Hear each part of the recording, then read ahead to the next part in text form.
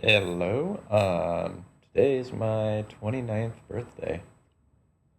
That's kind of horrifying. I'm celebrating by having a leisurely morning here with my dog. Don't know if you can see him there. He's licking himself. Great timing. Great job, Scud.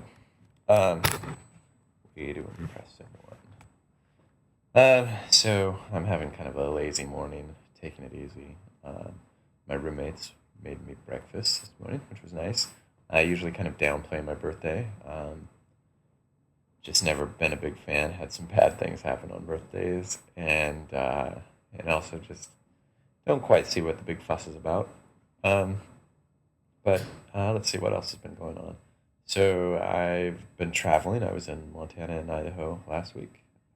Had a pretty good time. It was a quick trip and a little bit exhausting, but it was good to see everybody. It was my cousin's wedding was the main reason for the trip. Had a good time there. Congratulations, Kyle. I know you watch this. Um, and when I got back, I put up my first two videos for the summer project I'm working on, which is a series of videos for the Art and Media House at the Latin American Youth Center. Um, that It's off to a pretty good start.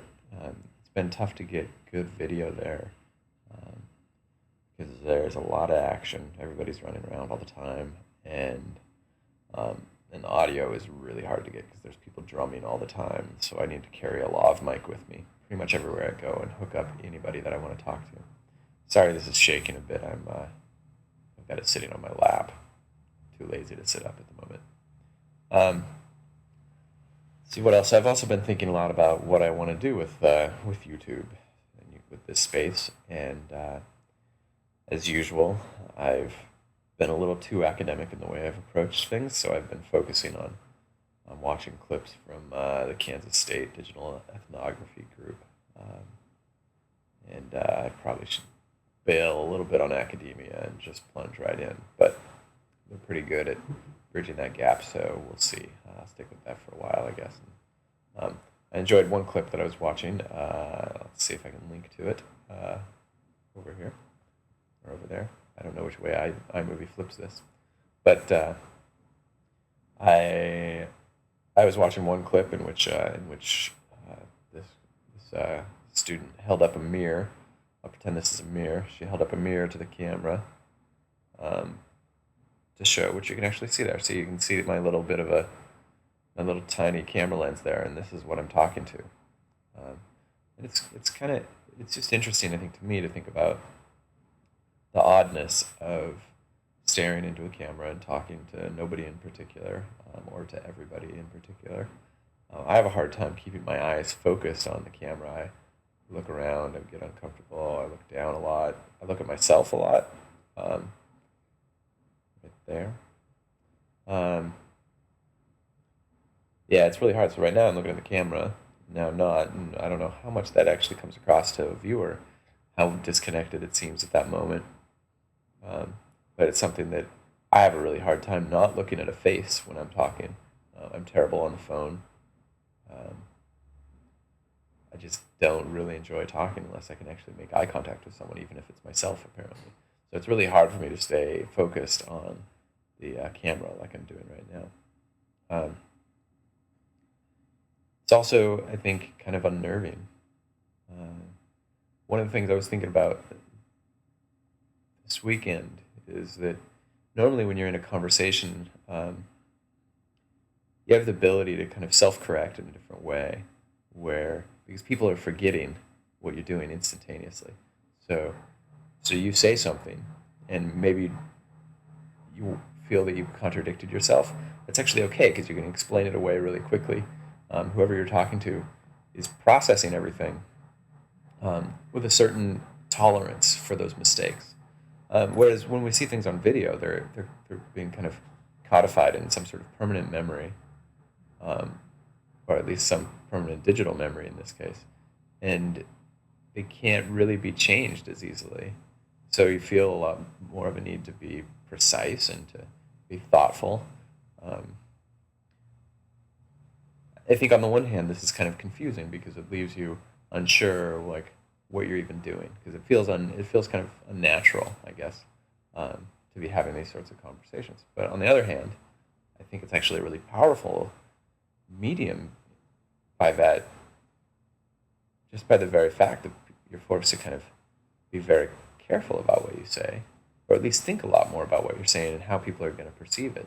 And so you don't just ramble and say whatever's on your mind, but you think about how do I want to present myself to the world? How do I want this idea that I'm trying to articulate to actually come across, instead of just trying to rush and get it in. And so there's something, even though I'm still yet to get involved in the sorts of conversations with people on YouTube where I'm actually, like exchanging ideas back and forth, communicating directly with individuals, etc.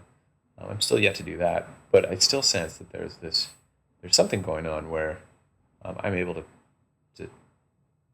or I'm encouraged to talk kind of with a bit of self-reflection and self-awareness, that I think is actually probably pretty good for society.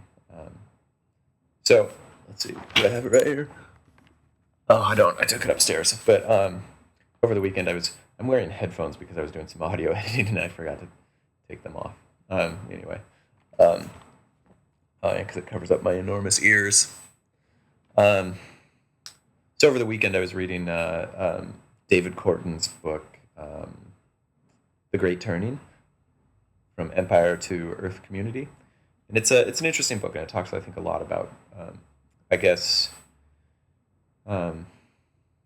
evolving your personal consciousness, or how society can do that, to get away from kind of consumer-driven, corporate-driven thinking.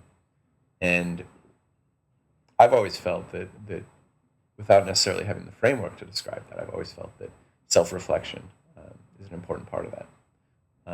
So I'm excited, actually, just to feel myself participating in this sort of conversation. The other thing about it, I guess, is that nobody can interrupt me.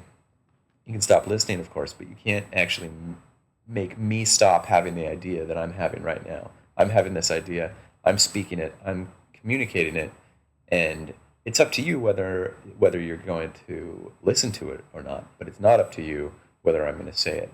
So, like, it's actually pretty powerful to be able to have a conversation where the only way you can really have the conversation is by listening to someone's ideas, by allowing them to speak, because if you start interrupting each other, well, then it'll just shut down completely, because the whole point is that one person presents a chunk of information in a certain amount of time and then stops, and then the other person presents a certain amount and then stops, and those boundaries are really clear. Whereas in a regular conversation, you get interrupted all the time, you get sidetracked, you have kind of flight of ideas that send you off in strange directions and prevent you from actually getting to what you wanted to get to.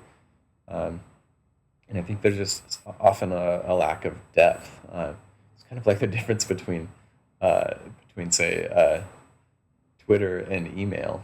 And I think Twitter and email both have their advantages, but with email, you communicate. It's more effective for kind of long, substantive pieces where you actually address several topics, express clearly how you're feeling about things. Whereas other things like Twitter and whatnot, you just a lot of it's just banter, and it's still meaningful, still substantive, but it's less about a rich discourse of kind of nuanced thought, and more about a rapid discourse or rapid organization. So, anyways, those are some of the things that are on my mind. This is my first long clip. I can't believe that I just went 9.5 minutes. I'm going to stop before I get cut off.